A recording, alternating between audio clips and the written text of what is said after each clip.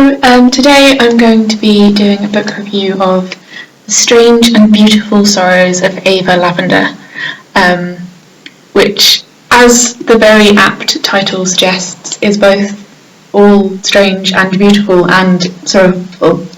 And to be honest, I'm not quite sure exactly how I feel about it, but there are many aspects of it that I did enjoy.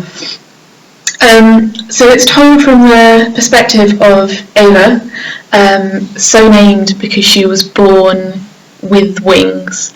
So just that fact alone tells you there's kind of a hint of magic in this book and the extraordinary.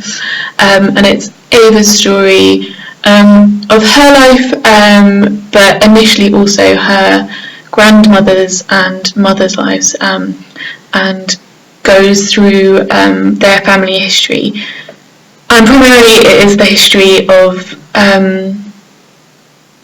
their falling in love and lovers lost and living with loss. So it's a very emotional book.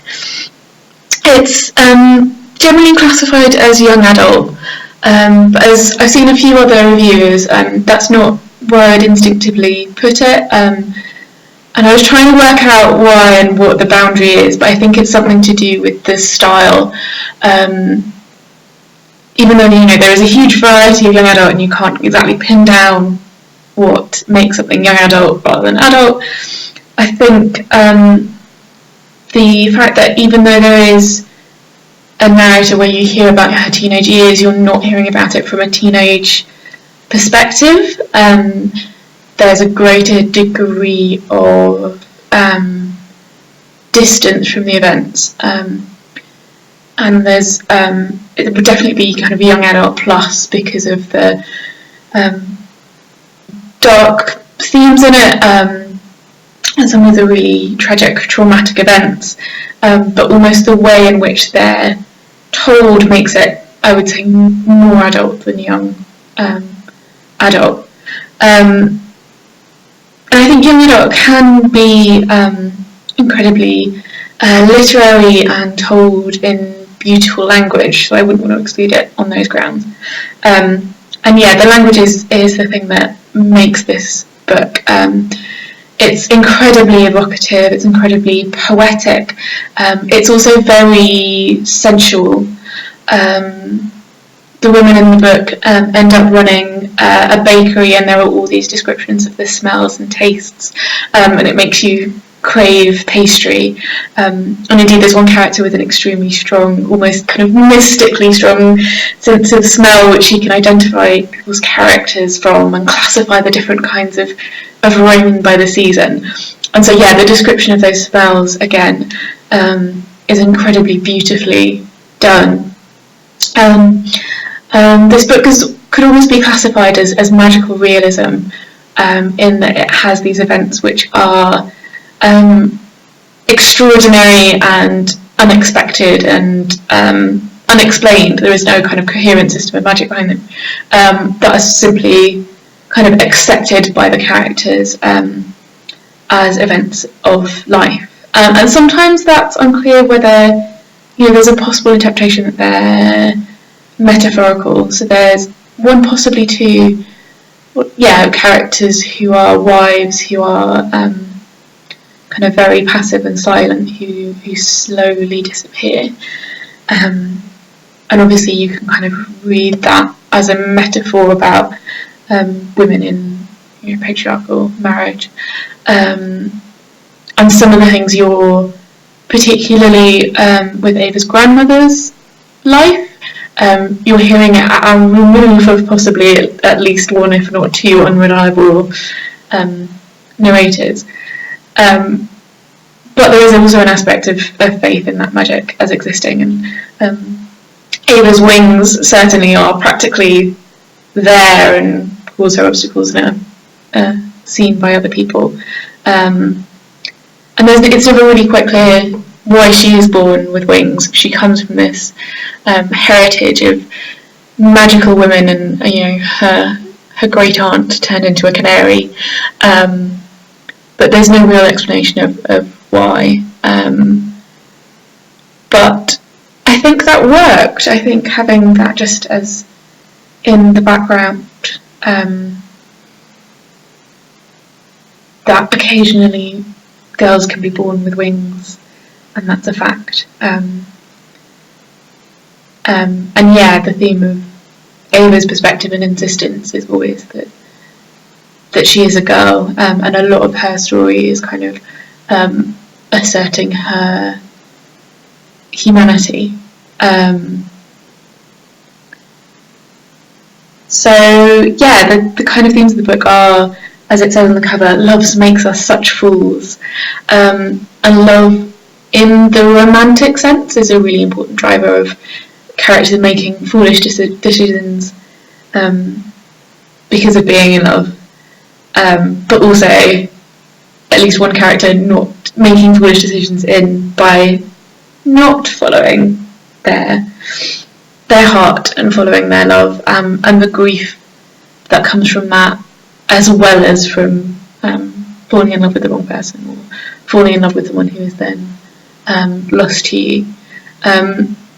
But familial love is also really important, and the bond of these women down the generations. And there's another character who fulfills a fatherly role, or attempts to, and his expressions of love in a kind of abstract but also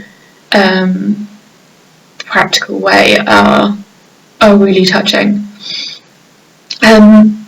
Grief is another theme of this book, and particularly the grandmother character is literally haunted by her lost siblings, and almost haunted by, in a way, her youth and the family of her birth, and having lost that. And there's an element in that of the kind of American immigration story of having come from France to America, and what that also means, losing. So that was a really powerful theme.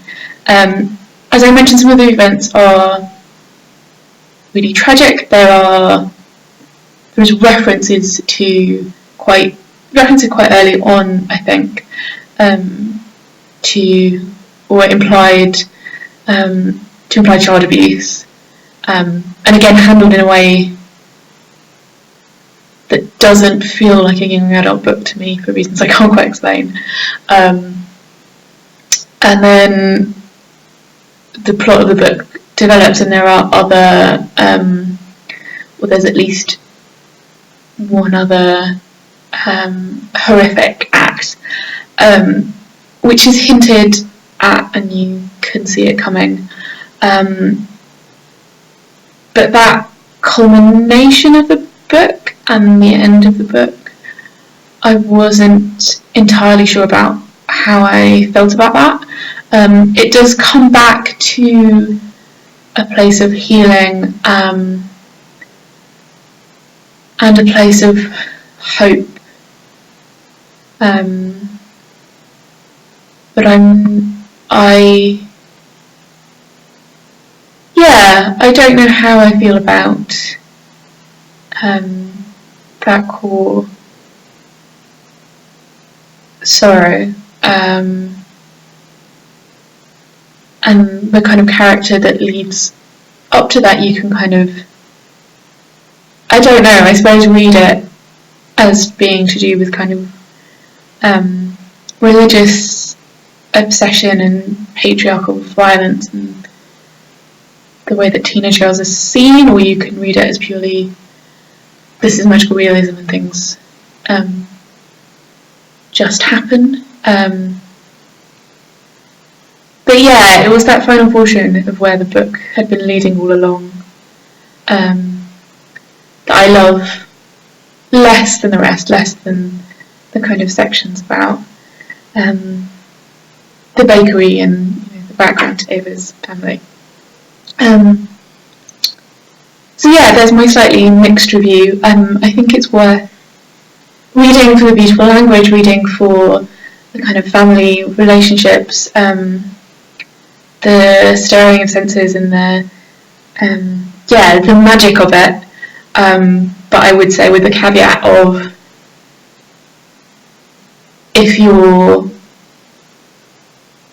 wanting something light or wanting to avoid tragedy and upset and potentially triggering reading, then this is not the book for you. But yeah, in general, I'm glad that I read it, and I think it's one I will think about a bit. Yeah. So yeah, thank you for watching.